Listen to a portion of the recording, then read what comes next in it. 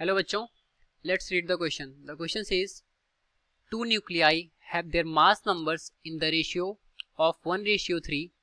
The ratio of their nuclear densities would be option A 3 to the power 1/3 ratio 1, option B 1:1, option C 1:3 and option D 3:1. So question में बोल रहा है कि कोई दो nuclei हैं जिनके मास नंबर्स का रेशियो हमें गिवन है, तो हमें बताना है इनके न्यूक्लियर डेंसिटीज का रेशियो क्या होगा. तो सॉल्व करते हैं इस प्रॉब्लम को सॉल्व करने के लिए जो हमारा की कॉन्सेप्ट होगा वो नोट डाउन करेंगे पहले. तो यहाँ पर हमारे दो की कॉन्सेप्ट यूज होंगे. पहला कि जो डेंसिटी होती है हमारी किसी भी न्यूक्लियस के लिए, डेंसिटी हमारा रो इज इक्वल टू होता है उसका atomic mass divided by its volume, that is 4/3 pi r cube मतलब आर इसका रेडियस है, ए हमारा एटॉमिक मास है और रो हमारी डेंसिटी है. यहाँ पर हम इसको डिनोट कर देते हैं. रो इज इक्वल टू हमारा डेंसिटी हो गया, डेंसिटी ऑफ न्यूक्लियस. ठीक है, ए हमारा क्या हो गया, एटॉमिक मास और आर हमारा हो गया उसका न्यूक्लियर रेडियस. ठीक है, ये वैल्यूज यहाँ पर हो गई. ये हो गया पहला कॉन्सेप्ट. दूसरा हम नोट डाउन करेंगे कि जो न्यूक्लियर रेडियस होता है r is equal to r naught A to the power 1/3 होता है. आर नॉट हमारे यहाँ पर कांस्टेंट टर्म है.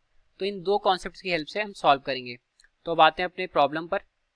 तो प्रॉब्लम में इनके मासेस का रेशियो दे रखा है 1:3. ठीक है, तो पहले हम इनका एक रिलेशन यहाँ पर क्रिएट कर लेते हैं. तो हम पहले न्यूक्लियाई के लिए रो 1 लिखते हैं. तो रो 1 इज इक्वल टू हो जाएगा हमारा यहाँ पर क्या, रो 1 इज इक्वल टू हो जाएगा हमारा a divided by 4/3 pi r cube. ठीक है, एक जनरल हम निकालते हैं पहले कि रो और एम में कोई रिलेशन आता है कि नहीं. ठीक है, इसको रो 1 ना करके हम जस्ट रो देखते हैं. तो यहाँ पर हम आर नॉट की वैल्यू को डालते हैं, सॉरी आर की वैल्यू को डालते हैं. तो a divided by 4/3 pi r naught यहाँ पर हो जाएगा और ये हो जाएगा ए, और इन सब का पावर जो कि हो जाएगा हमारा कितना हो जाएगा, ये हो जाएगा 3. ठीक है, क्योंकि ये क्यूब है. तो अब इसको और सिंप्लीफाई करेंगे. तो a डिवाइडेड बाई 4/3 पाई हो गया आर नॉट क्यूब, और ये हमारा a to the power 1/3 into 3 होगा, तो ये हो जाएगा हमारा a. तो a से a कैंसिल होगा. So this will give 1/4/3 pi r naught cube. तो अब हम यहाँ से क्या देख रहे हैं कि जो हमारी डेंसिटी है वो उसके मास नंबर पर डिपेंड नहीं कर रही है. तो जो डेंसिटी है वो जस्ट डिपेंड कर रही है हमारे constant term r naught cube पर, और ये कांस्टेंट टर्म है तो मतलब कुछ वेरिएशन नहीं होगा. तो हम यहाँ से क्या कह सकते हैं कि रो हमारा क्या है, एक कांस्टेंट टर्म है. तो जो रेशियो निकल करके आना चाहिए वो कांस्टेंट के लिए कितना होगा, 1:1 होगा. तो अपने ऑप्शन को हम देखते हैं क्या होगा.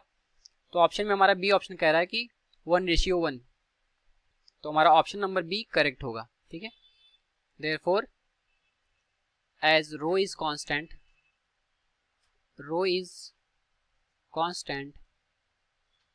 so option B is correct. तो ये हो गया हमारे इस क्वेश्चन का correct solution. I hope you understood it well. Thank you.